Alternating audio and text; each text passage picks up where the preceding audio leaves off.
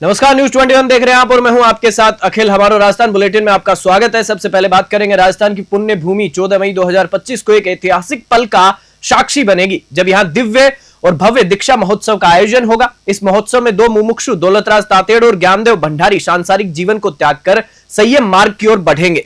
कृपया कार्यक्रम कृषक उपज मंडी में आयोजित होगा, जिसमें हजारों श्रद्धालु शामिल होंगे। समारोह में जैन साधु साध्वियों और अतिथियों और अन्य व्यक्तित्वों की उपस्थिति भी रहेगी। इस दिन चतुर्विद संघ की स्थापना भी होगी, जो समाज में धर्म और संयम की नई प्रेरणा का संचार करेगा। विजयनगर से सीताराम गहलोत की रिपोर्ट।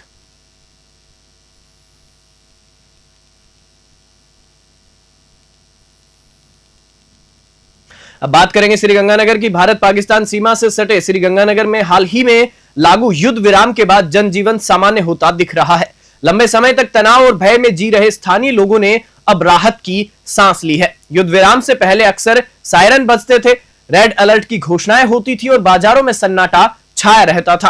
अब हालात बदल चुके हैं, बाजारों में चहल पहल लौट आई है। दुकानदार निर्भय होकर व्यवसाय कर रहे हैं और आम लोग बेफिक्र होकर खरीदारी कर रहे हैं। प्रशासन ने दिशा निर्देश जारी कर लोगों से घबराने के बजाय सामान्य जीवन जीने की अपील की है। श्रीगंगानगर से कृष्ण आसेरी की रिपोर्ट। हाँ जी, सीज फायर में क्या कहना चाहिए आप? जैसे ही सीज फायर की घोषणा हुई, पिछले 3-4 दिनों से जो बाजार में सन्नाटा पसरा था, वहाँ चहल पहल दोबारा शुरू हुई। लोगों ने राहत की सांस ली।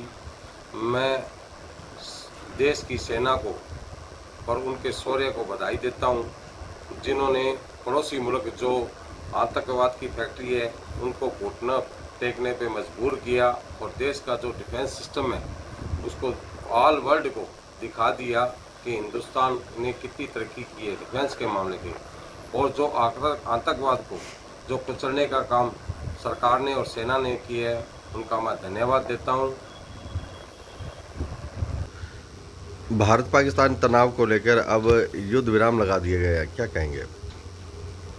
देखिए, जो आतंकवादी हमला हुआ था, जिसके विरोध में पूरा देश का आमदन ये चाहता था कि हम बदला लें, तो उसका बदला हमारी सेना ने उनके आतंकवादी ठिकानों पर हमला करके ले लिया था।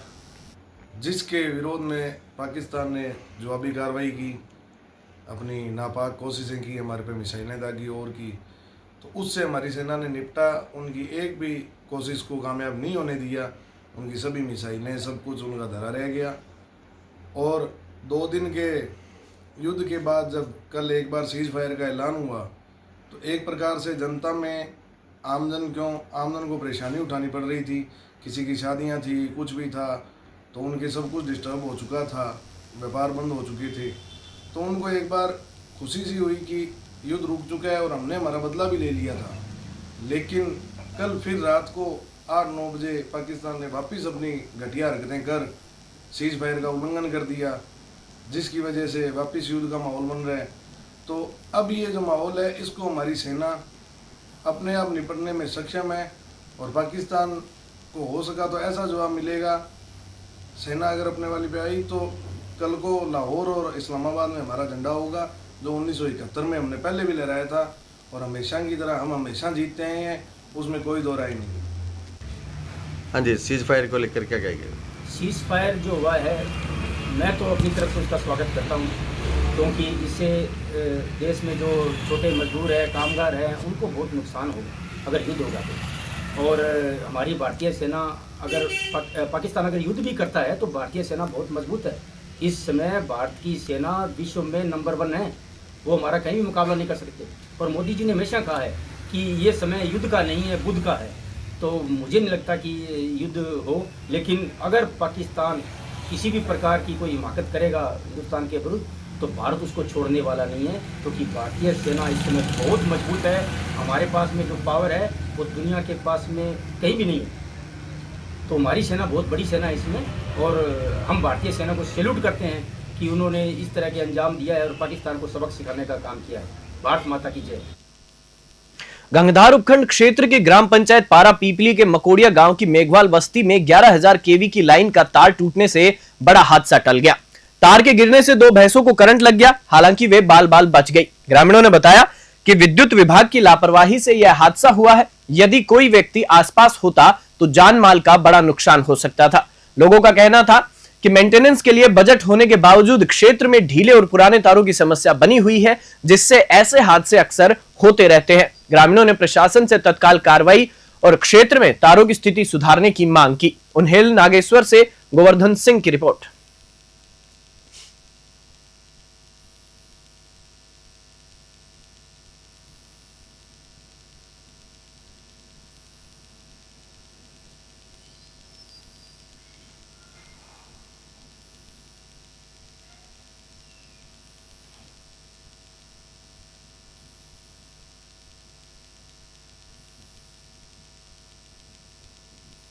विधायक देवी सिंह शेखावत ने आज अपने विधानसभा क्षेत्र में चल रहे सड़कों के निर्माण कार्यों का निरीक्षण किया। उन्होंने कराना से बिलाली माता गेट तक 8.5 करोड़ रुपए की लागत से बन रही 8.5 किलोमीटर लंबी सड़क की जांच की। इसमें 4.5 किलोमीटर डामरीकरण और 4 किलोमीटर सीसी सड़क का निर्माण हो रहा है। विधायक ने अधिकारियों को निर्देश दिए कि सड़कों के निर्माण में गुणवत्ता, मोटाई और चौड़ाई का विशेष ध्यान रखा जाए। आबादी क्षेत्र में नालियों का निर्माण भी अनिवार्य रूप से किया जाए। उन्होंने 25 करोड़ रुपए की लागत से निर्माणाधीन 19 किलोमीटर लंबी कराना नई सड़क का भी निरीक्षण किया और क्रॉस चेकिंग के निर्देश दिए ताकि किसी भी तरह की लापरवाही न हो। कोटपुतली से भारत कुमार शर्मा की रिपोर्ट।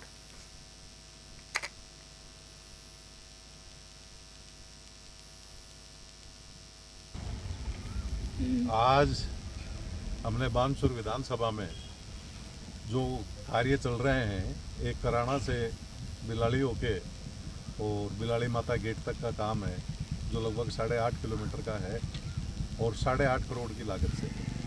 उसमें 4.5 किलोमीटर तकरीबन हमारे बीटी रोड है और 4 किलोमीटर के आसपास उसमें सीसी रोड है। और उस कार्य की प्रगति को आज देखा गया है। उसकी सड़क की मोटाई नापी गई है, सड़क की चौड़ाई नापी हमने आज। और मेरे साथ आज हमारे बानसूर उपखंड के एक्सीएन नीलम जी पूनिया हैं, शेर सिंह जी मीणा हैं और समस्त ग्रामवासी हैं। हमारे पार्टी के पदाधिकारी गणेश जी प्रधान हैं, इमराज भाई हैं। और काम की गुणवत्ता को सुनिश्चित करने के लिए इसमें हम इसका क्रॉस वेरिफिकेशन कराएंगे ताकि इस काम की गुणवत्ता रहे। लंबाई और चौड़ाई में कोई कमी रखेंगे नहीं।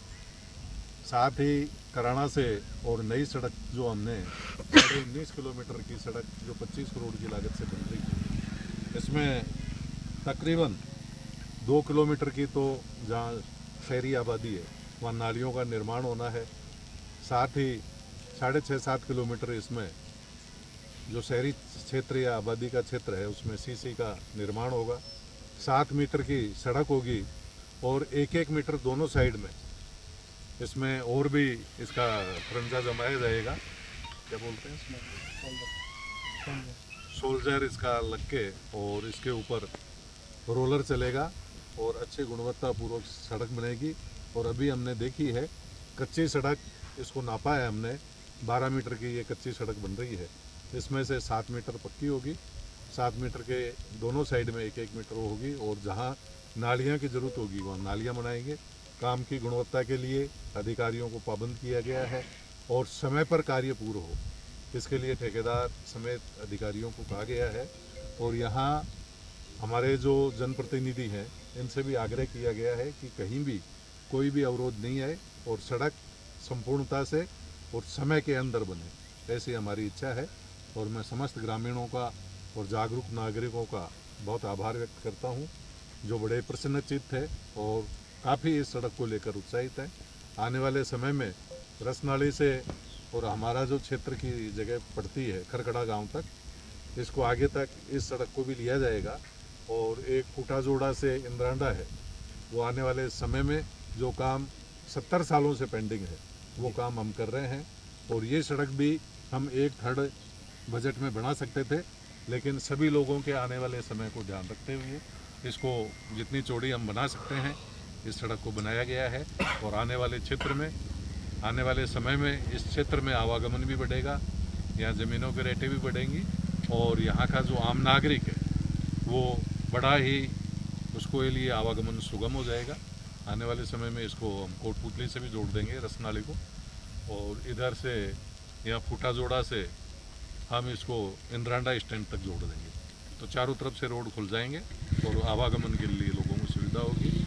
हमारा संकल्प है कि ये बानसूर हमारा है, ये विकसित हो, और जो कार्य आज तक नहीं हुए उन कार्यों पर हमारी पूरी नज़र है, और जो लोगों को अविश्वसनीय कार्य लगते हैं वो कार्य हम करके दिखाएंगे।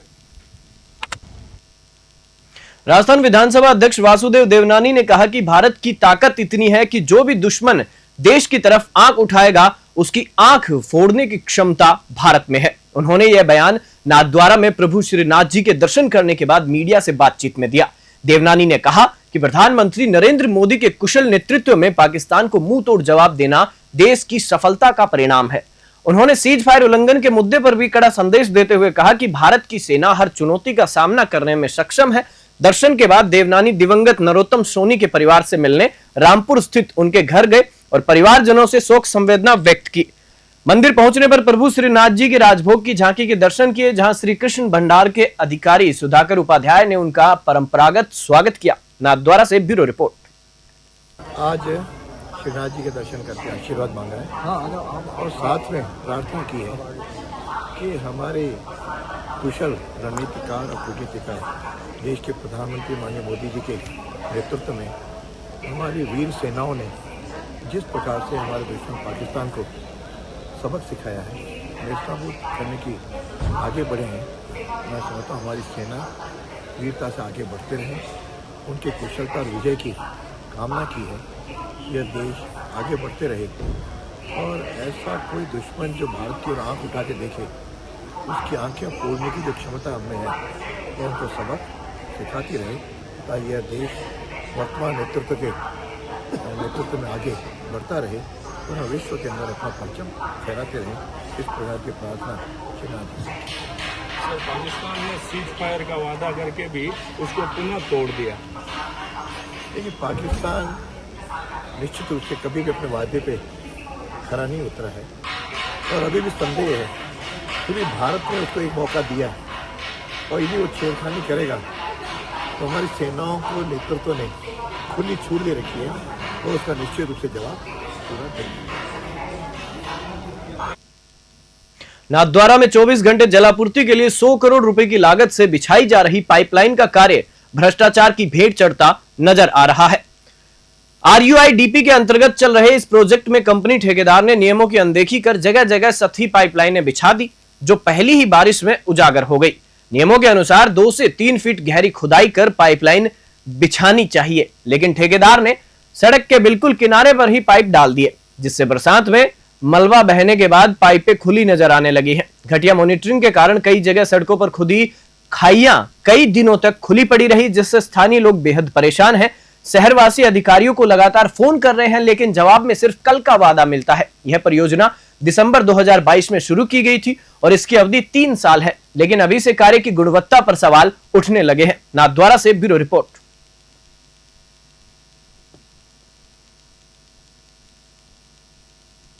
निवाई में खाद्य सुरक्षा अधिकारियों ने आज सुबह बड़ी कार्रवाई करते हुए 300 किलो नकली मावा बरामद किया। मुखबिर की सूचना पर झिलाय रोड स्थित ढाणी जुगलपुरा के अशोक विहार में एक SUV कार को रोका गया, जिसमें 20-20 किलो की 15 थैलियों में कुल 300 किलो नकली मावा मिला।